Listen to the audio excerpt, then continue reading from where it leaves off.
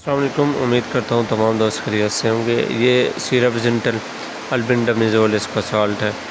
یہ ایسے افراد، ایسے بچے جن کے پیٹ کے اندر کیڑے ہوں، مطلب پاخانے سے کیڑے ظاہر ہوتے ہوں، تو ان کے لیے یہ بہترین سیرپ ہے۔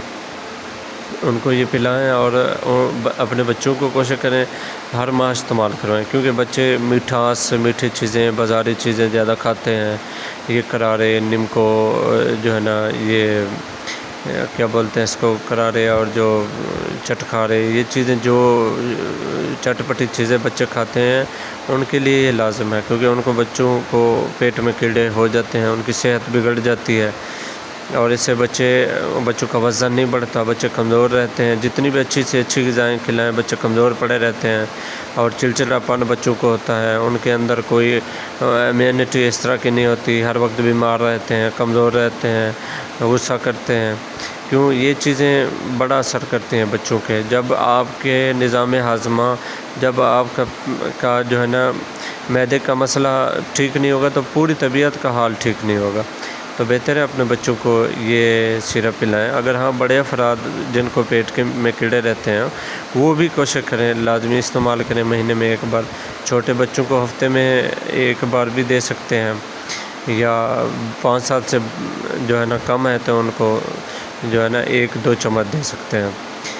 باقی یہ پیٹ کے کیڑوں کے لیے سب سے اچھی سیرپ ہے، بڑے افراد بھی استعمال کر سکتے ہیں۔ اور ایک اور بھی چیز اہم بتاتا چلوں میں آپ کو، یہ پیٹ کے کیڑے تب تک ختم نہیں ہوتے جب تک آپ کھانا کھلانے سے پہلے یا کوئی بھی چیز بچوں کو دینے سے پہلے بچوں کے ہاتھ صابن سے نہیں دھلائیں گے، کیونکہ یہ وہی جراثیم منہ کے ذریعے آنتوں میں جا رہے ہوتے ہیں، معدے میں جا رہے ہوتے ہیں، جس کی وجہ سے وہ سارے ڈسٹربنگ بیکٹیریا، بیڈ بیکٹیریا اور بڑے مسائل کھڑے ہوتے ہیں۔ آنتوں میں انفیکشن ہوتا ہے، بچے بیمار رہتے ہیں، پیٹ میں درد رہتا ہے، اور ان میں شدید انفیکشن کے مسائل ہوتے ہیں، الٹے آتے ہیں۔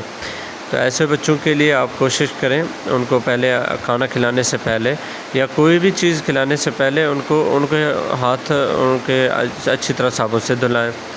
تو اور ایسی چیزوں سے پرہیز کروائیں جو ناقص ہوں، یہ بوتلیں وغیرہ ہو گئی، یہ کرارے ہو گئے، میٹھی چیزیں ہو گئی، مٹھائی وغیرہ ہو گئی، یا یہ بسکٹ وغیرہ ہو گیا۔ اب کوشش کرو بچوں کو ان کو فروٹ زیادہ کھلائیں، ان کو اللہ تعالیٰ نے جو قدرتی چیزیں بنائی ہیں ان کا استعمال زیادہ کروائیں، ان کی پہچان پیدا کروائیں، ان کو عادت بنائیں ان کی، وہ کہ اچھی چیزیں اور قدرتی فروٹ وغیرہ استعمال کریں، تاکہ وہ ان کی صحت بحال رہے۔ جب صحت اچھی ہوگی تو آپ ماں باپ بھی خوش ہوں گے، اور بیماری پہ بھی خرچہ نہیں ہوگا، اور بچوں کی صحت بھی خوبصورت ذہن ہوں گے، اور بچوں کے پڑھائی پہ بھی اچھا پھر دماغ چلے گا، مطلب پھر دل کرے گا، ان کے اندر چڑچڑاپن ختم ہوگا، اور اچھی عادتیں ان کے اندر نظر آئیں گی۔